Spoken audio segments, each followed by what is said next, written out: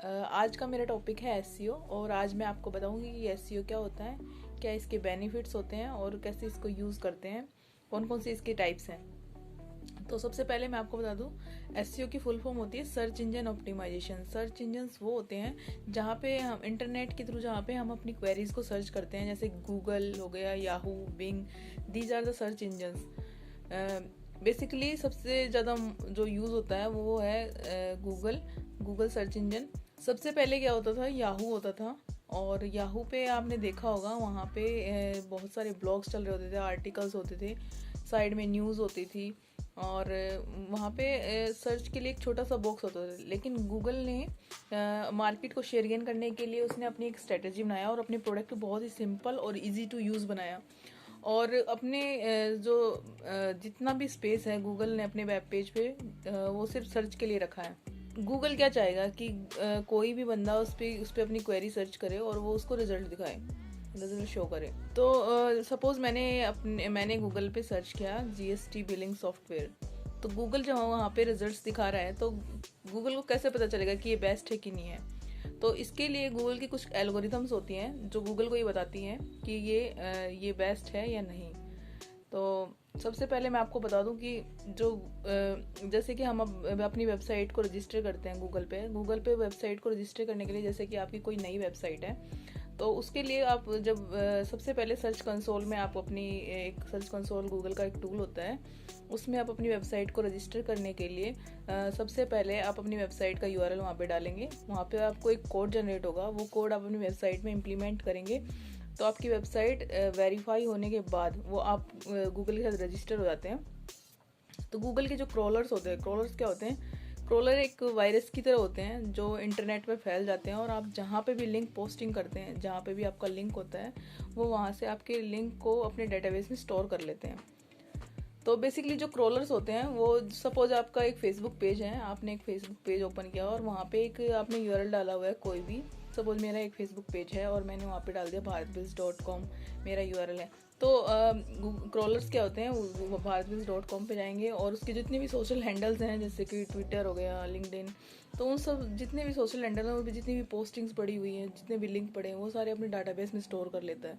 तो basically crawlers का काम ही ये होता है कि वो जितने भी लिंक्स होते हैं उन सबको अपने डेटाबेस में स्टोर कर लेता है और इस पूरे प्रोसेस को हम बोलते हैं इंडेक्सिंग। तो इस तरह से हम गूगल हमारे पेजेस को इंडेक्स करता है। उसके बाद आता है on page SEO. On page SEO में क्या होता है कि गूगल ये देखता है आपके वेब पेज पे कि आपकी वेबसाइट का इंटेंट क्या है, आप यूज़र को बताना क्या चाहते हैं अपने पेज के थ्रू, आपके पेज का टाइटल क्या है, डिस्क्रिप्शन क्या है और आपने उसमें अपनी डिस्क्रिप्शन में क्या क्या मेंशन किया हुआ है। तो ऑन पेज के लिए सबसे इम्पोर्टेंट होता है कि आपको कीवर्ड रिसर्च होना चाहिए। कीवर्ड रिसर्च बेसिकली क्या होते हैं कि जैसे कि मैंने डाला शूज़, डाल दिया मैंने, सपोज मैंने शूज़ डाल दिया गूगल पे और शूज़ डालने के बाद जो मेरे पास रिजल्ट्स आ रहे हैं वो सारे आ रहे हैं कि अमेज़ोन से आ रहा है, कोई अमेज़ोन की वेबसाइट आ रही है, फ्लिपकार्ट की वेबसाइट आ रही है। तो हम इन वेबसाइट्स को कम्पीट नहीं कर सकते। तो इसीलिए हमें अपनी सबसे पहले हमें ये देखना होगा कि कीवर्ड्स कौन से रिसर्च हो रहे हैं, कौन से यूज़र्स कौन से कीवर्ड्स डालते हैं और उनसे जो रिजल्ट्स आ रहे हैं वो कौन कौन से हैं। तो इसके लिए आपको सबसे पहले कीवर्ड रिसर्च करना होगा। उसके लिए गूगल का ही एक टूल है कीवर्ड प्लानर। कीवर्ड प्लानर के थ्रू आप अपने जितने भी कीवर्ड्स होते हैं वहाँ से ये पता चल जाएगा कि इसकी सर्च वॉल्यूम क्या है, मंथली इस पर्टिकुलर कीवर्ड को कितने बंदे सर्च करते हैं।